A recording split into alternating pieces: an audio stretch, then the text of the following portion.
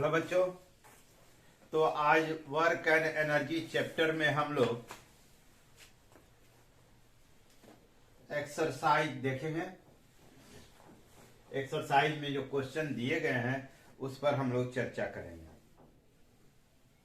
Exercise में जो सबसे पहला क्वेश्चन दिया गया है उसमें कुल जो है 7 क्वेश्चन है। क्वेश्चन नंबर 1 में छोटे छोटे उनके बारे में बताना है कि वर्क होता है या नहीं by giving the proper reason, है ना। कारण बताते हुए आप इसको बताएं कि इसमें वर्क होता है नहीं। जैसे पहला क्वेश्चन है, Seema is swimming in a pond. Seema जो है पानी में तैर रही है। Yes, work is done. Work होता है, वर्क इज डन। कैसे होता है वर्क? पानी को क्या करती है वह, है ना, पानी को डिस्प्लेस करती है bye applying the force. Force apply करके हाथों से पानी को पीछे की ओर, है ना, पुश करती है। तो यहां वर्क होता है। पुशिंग द वाटर, है ना, और displace the water by applying the force. Force लगाकर वाटर को डिस्प्लेस करते हैं। दूसरा क्वेश्चन है, ये donkey is carrying load on its back. एक डंकी के पीठ पर लोड रहा है, सामान रखा हुआ है, तो उसके द्वारा कोई वर्क होता है? नहीं होता। क्यों? The displacement of the donkey is horizontal and the load, है ना, acting vertically downward. So both are the direction of both is perpendicular to each other, so no work is done. दूसरा question क्या हो गया? No work done, कोई work नहीं होता है। ठीक है। तीसरा क्वेश्चन देखें, a windmill is lifting water from the well. एक विंड मिल जो है कुएं से पानी को ऊपर की ओर खींचता है। तो यहां देखें, against the gravity the water is lifted. पानी को ऊपर उठाया जा रहा है। Yes, work is done. Work is done, work होता है। कैसे होता है? कैसे होता है वर्क? ठीक है ना। तो वर्क जो होता है, मिल जो होता है, लिफ्टिंग द वाटर, यानी वाटर नीचे से डिस्प्लेस होता है ऊपर तक। तो यहां डिस्प्लेसमेंट होता है। Position of water is changes. Question number 4 देखें, a green plant is carrying out photosynthesis. तो जब एक ग्रीन प्लांट फोटोसिंथेसिस कैरी करता है तो उसमें न तो कोई डिस्प्लेसमेंट होता है, न कोई पोजीशन में परिवर्तन होता है। तो चौथा क्या हो गया? No work done. No work done, इसमें कोई काम नहीं होता। पांचवा देखें, an engine pulling a train. Engine pulling a train, engine जो है ट्रेन को खींच रही है। तो ट्रेन की पोजीशन क्या हो रही है? बदल रही है।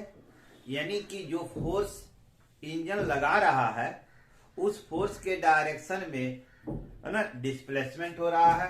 तो work is done. Work is done because the position of train is changes in the direction of the force applied by the engine. छठा देखें क्या कहता है, food grains are getting dried in the sun. Food grains को जो है धूप में जब सुखाया जाता है तो क्या उसमें कोई वर्क होता है? नो वर्क, क्योंकि उसमें भी फूड ग्रेन्स के पोजीशन में कोई परिवर्तन नहीं होता है, कोई डिस्प्लेसमेंट नहीं होता है। तो इसका अर्थ है नो वर्क डन, कोई काम नहीं हुआ। सातवां देखें, a sailboat is moving due to wind energy. ठीक है ना। एक सेल बोट हवा की, है ना, एनर्जी का उपयोग करके वह मूव करता है। तो सेल बोट की जो है पोजीशन में परिवर्तन हो रहा है, सेल बोट की पोजीशन में परिवर्तन हो रहा है इन the direction of the wind. Wind energy जो है, विंड जो है वह फोर्स अप्लाई करती है सेल बोट पर, और सेल बोट जो है डिस्प्लेस होती है, यानी उसकी पोजीशन क्या होती है, चेंज होती है, इसलिए वहां वर्क डन होता है, वर्क इज डन। तो आपने ये सारा देखा, सबका रीजन भी हमने बताया कि वर्क होता है तो क्यों होता है, और वर्क नहीं होता है तो क्यों होता है। ठीक है, क्वेश्चन नंबर 2 देखें। An object thrown at certain angle, exercise का दूसरा क्वेश्चन है। क्वेश्चन नंबर 2 क्या कह रहा है, जरा हम इसे देख लें। क्वेश्चन नंबर 2 कह रहा है an object is throne at certain angle with the ground, है ना। कहता है कि ये ग्राउंड है और कोई ऑब्जेक्ट ऐसे फेंका जा रहा है, ठीक है, ऐसे फेंका जा रहा है। Object is throne at the certain angle with the ground, ground से कुछ एंगल पर घुमा जा रहा है। Moves in A curve path, अब ये ऑब्जेक्ट जो है ऐसे मूव करता हुआ, and fall on the ground, यह पुनः आकर कहां गिर गया, ग्राउंड पर, ठीक है। Back to the ground, initial and final points of the path of the object lie on the same, यह इनिशियल पॉइंट है और यह फाइनल पॉइंट है, ठीक है। What is the work done by the force of gravity, तो force of gravity के द्वारा हम देखें तो force of gravity is acting vertically downward, ठीक है, और initial and final position of the object is on the ground, so there is no displacement of the object against the gravity. यहां देखें तो ऑब्जेक्ट की डिस्प्लेसमेंट वर्टिकल डायरेक्शन में कुछ नहीं है, क्योंकि ऑब्जेक्ट पुनः आके फाइनली कहां आ गई, ग्राउंड पर, ठीक है। यदि हम हर पॉइंट पर देखें तो हर पॉइंट पर कुछ न कुछ वर्क तो होता है, लेकिन यह फाइनल पोजीशन कहता है कि when it's fall finally on the ground, यह ग्राउंड पर जब फाइनली फॉल कर गया तब इसकी टोटल वर्क डन कितनी हुई। तो यदि हम ध्यान से देखें तो ग्रेविटी के अगेंस्ट जो डिस्प्लेसमेंट है, यहां डिस्प्लेसमेंट यह 0 हो जाता है, तो वर्क डन क्या हो जाएगा, work done is 0, work done 0 हो गया, ठीक है। क्वेश्चन नंबर 3, अब एक देखें क्वेश्चन नंबर 3 का। ए बैटरी लाइट्स अप, ए बैटरी जो है लाइट्स ए बल्ब, एक बैटरी से हम बल्ब को जलाते हैं। Describe the energy changes involve in the process, battery में क्या होती है, सॉल्यूशन देखें इसका, ये भी सॉल्यूशन था। तो बैटरी में होती है केमिकल एनर्जी, बैटरी यानी chemical energy, chemical energy, battery के अंदर होता है केमिकल एनर्जी। यह केमिकल एनर्जी किसमें कन्वर्ट हुआ, इलेक्ट्रिकल एनर्जी में, इलेक्ट्रिकल एनर्जी में कन्वर्ट हुआ, और इलेक्ट्रिकल एनर्जी बल्ब के फिलामेंट में जाता है, बल्ब के फिलामेंट में जाता है, तो वहां यह किस में कन्वर्ट करता है, हीट एनर्जी में, और वहां से हीट एनर्जी किस में कन्वर्ट हो जाता है, लाइट एनर्जी में, लाइट एनर्जी में। दिस इज द प्रोसेस, है ना, by which A battery lights up A bulb, ठीक है। अब हम आते हैं क्वेश्चन नंबर 4 का सॉल्यूशन देखें।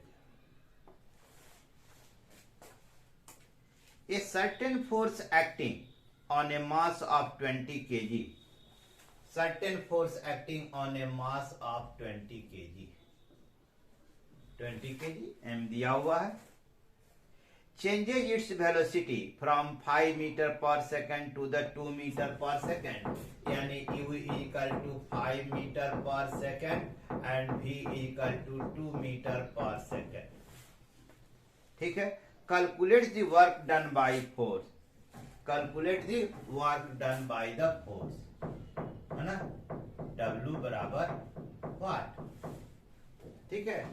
तो यहां पर वर्क डन क्या होगा, तो वर्क एनर्जी थ्योरम हम यूज करें तो वर्क एनर्जी थ्योरम के अनुसार according to work energy theorem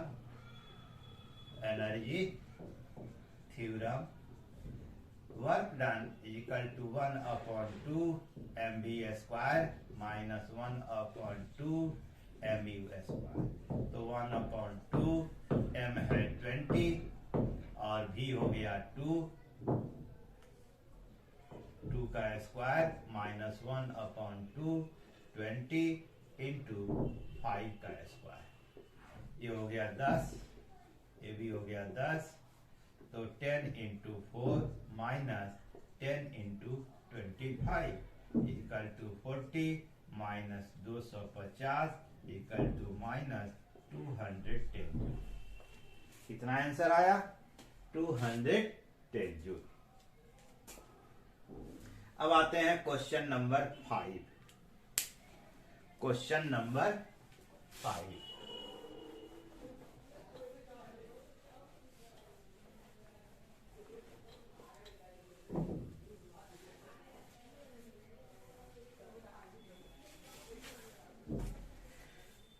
question number 5 कहता है a mass of 10 kg is at point A on the table is move to point B, है ना. जैसे मान लीजिए कोई मास है, यह हो गया टेबल, ठीक है, यह टेबल हो गया, इस पर कोई मास है ना 10 kg का, 10 kg. यह क्वेश्चन नंबर 5 है, ठीक है ना. क्वेश्चन नंबर 5 का सॉल्यूशन. यह पॉइंट ए है, it move to point B. कहां आ गया? पॉइंट बी पर मूव किया ऐसे, ठीक है. If the line joining point A and B is horizontal, what is the work done on the object by the gravitational force, है ना. Explain your answer. ठीक है. तो work done, the gravitational force,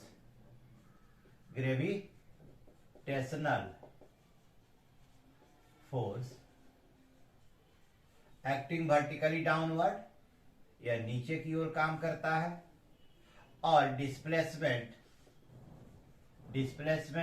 is going to be horizontal. ठीक है ना. तो ये डायरेक्शन हो गई डिस्प्लेसमेंट की, और ये डायरेक्शन हुई ग्रेविटेशनल फोर्स की. तो दोनों के बीच का एंगल क्या हो गया? 90 डिग्री. ठीक है. तो there is no work done.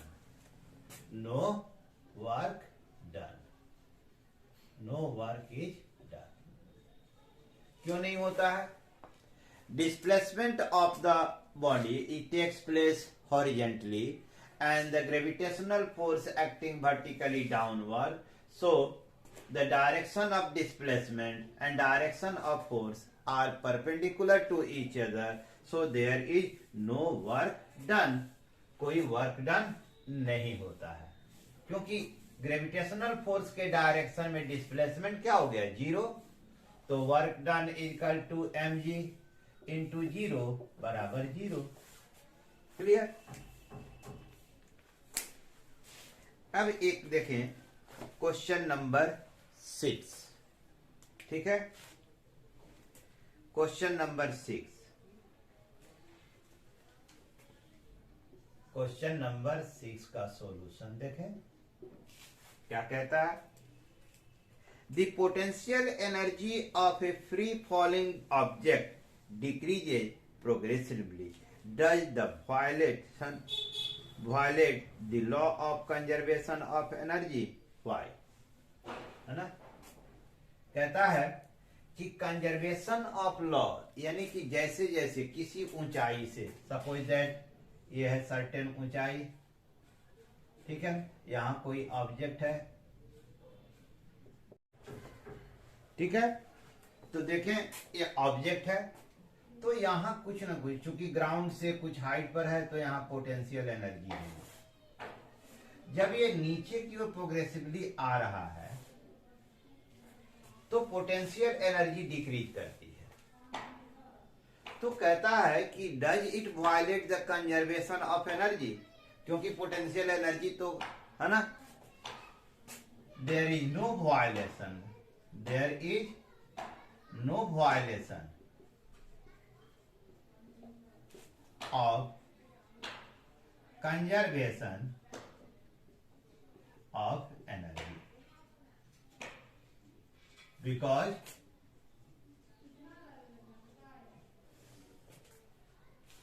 the decrease in potential energy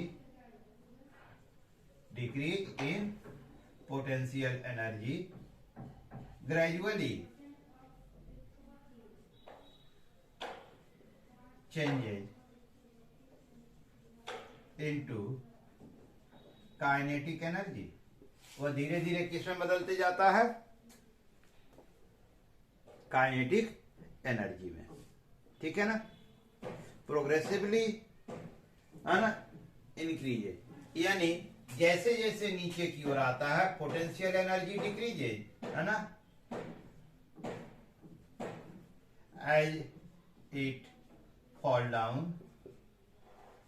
down PE decrease करता है एंड केई इंक्रीज, और काइनेटिक एनर्जी इंक्रीज करती है, इसलिए यहां पर कोई वायलेशन ऑफ एनर्जी नहीं होता है ना।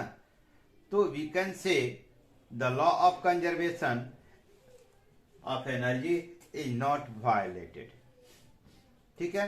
जितना पोटेंशियल एनर्जी डिक्रीज करती है उतनी ही अमाउंट में काइनेटिक एनर्जी उसकी इंक्रीज करती है। अब आते हैं question number 7। What are the various energy transformation occur when you are riding a bicycle, ठीक है ना। क्वेश्चन नंबर 7, जब हम एक साइकिल चलाते हैं तो हमारी कौन सी एनर्जी किस में कन्वर्ट होती है? तो हम साइकिल चलाते हैं तो उसमें क्या लगता है? मस्क्यूलर। तो मस्क्यूलर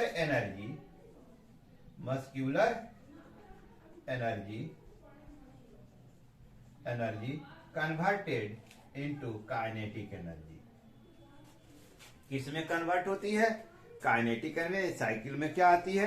काइनेटिक एनर्जी। साइकिल चलती है तो वह धीरे धीरे, जब हम साइकिल चलाते हैं तो अप्लाई द मस्क्यूलर फोर्स लगाते हैं, तो यानी मस्क्यूलर एनर्जी जो है वह किस में कन्वर्ट होती है?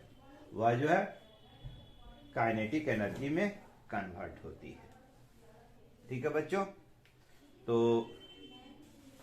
टोटल इस एक्सरसाइज में कुल आपको 21 क्वेश्चन दिए गए हैं, ठीक है, जिसमें से अभी हम लोगों ने कितने सॉल्व किए? क्वेश्चन नंबर 7 तक हम लोगों ने सॉल्व किया।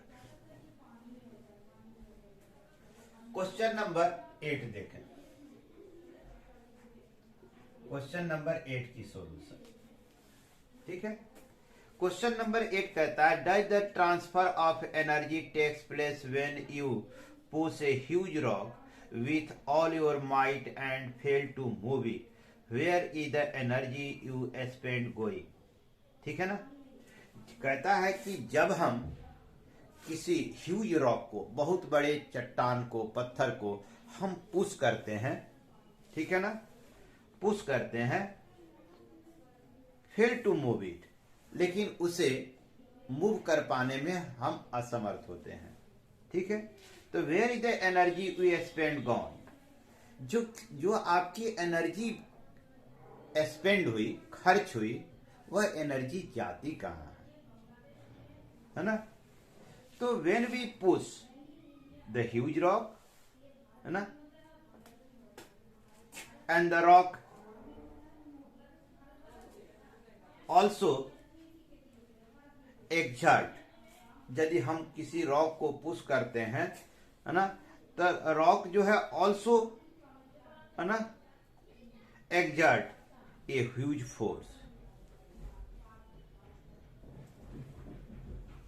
तो यदि जैसे मान लीजिए ये कोई रॉक है, तो इस रॉक पर यदि हम कोई फोर्स अप्लाई करते हैं तो रॉक भी एक ह्यूज फोर्स अप्लाई करता है, यानी दोनों ही फोर्स अपोजिट डायरेक्शन में होते हैं। तो न्यूटन का तीसरा लॉ है, न्यूटन का थर्ड लॉ अप्लाई करें तो जितनी फोर्स हम इस पर लगाते हैं उतनी ही फोर्स जो है ह्यूज रॉक भी जो है ना बैक डायरेक्शन में लगाता है, ठीक है ना।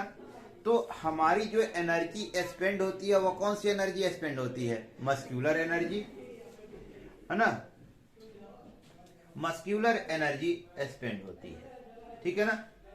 The muscular energy spend by us in the process used to oppose the huge rock forcing, ठीक है ना।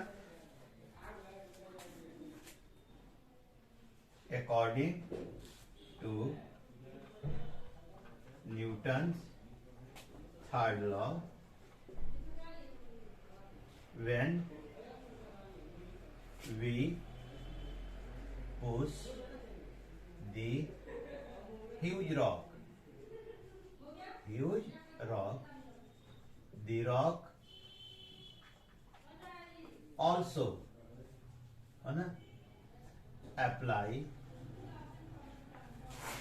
a huge force to us, हम पर जो है वो ह्यूज फोर्स लगाता है, ठीक है ना। तो जो मस्क्यूलर एनर्जी एक्सपेंड होती है, ठीक है ना, तो दी मस्क्यूलर एनर्जी एक्सपेंड, जो मस्क्यूलर एनर्जी हमारी एक्सपेंड होती है टू अपोज, किसका में, to oppose the force applied by the rock, ठीक है ना। यह हमारी किसमें एक्सपेंड हो जाती है, जो रॉक के द्वारा हम जब इस रॉक को, ये रॉक है, जब हम इस पर एक फोर्स अप्लाई करते हैं तो यह भी हमारे फोर्स अप्लाई करता है। तो यह जो है इसके द्वारा जो फोर्स अप्लाई होता है यह ह्यूज फोर्स होता है। तो वी स्पेंड द मस्क्यूलर, हमारी मस्क्यूलर एनर्जी जो है इसको अपोज करने में खर्च होती है, ठीक है ना। तो इस तरह जो है वह एनर्जी कहीं नहीं जाता है, यह एनर्जी स्पेंड टू अपोज दी, है ना, force applied by the huge rock. ये हमारा था क्वेश्चन नंबर 8 का सॉल्यूशन, ठीक है। तो आज के इस वीडियो में क्वेश्चन नंबर 8 तक की हम सॉल्यूशन दे रहे हैं। अगले वीडियो में, है ना, हम फिर आपको रेस्ट क्वेश्चन के बारे में चर्चा करेंगे। तब तक के लिए धन्यवाद।